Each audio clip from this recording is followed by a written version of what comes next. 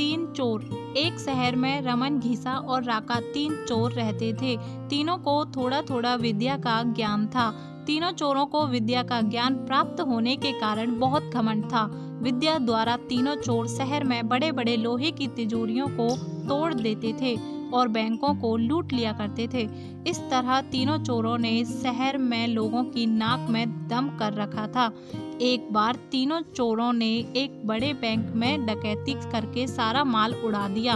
अब पुलिस को खबर हुई तो तीनों चोरों को पकड़ने के लिए तलाश करने लगी, मगर तीनों चोर पास ही के एक जंगल में भाग गए। तीनों चोरों ने देखा कि जंगल में बहुत सी हड्डियां बिखरी पड़ी हैं।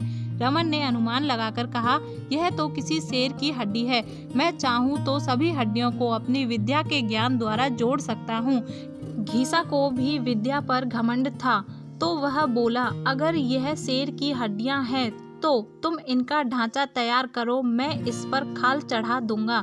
रमन और घीसा की बात सुनकर राका का भी घमंड उमड़ पड़ा और उसने कहा, तुम दोनों इतना काम कर सकते हो तो मैं भी अपनी विद्या द्वारा इसमें प्राण डाल सकता हूँ। तीनों चोर अपनी अपनी विद्या का प्रयोग करने लगे।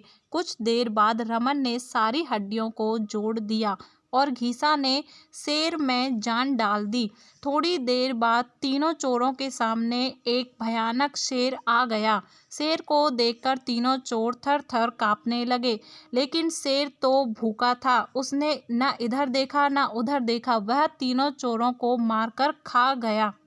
दोस्तों, इस कहानी से यह शिक्षा मिलती है कि हमें कभी भी अपने ज्ञान पर घमंड नहीं करना चाहिए।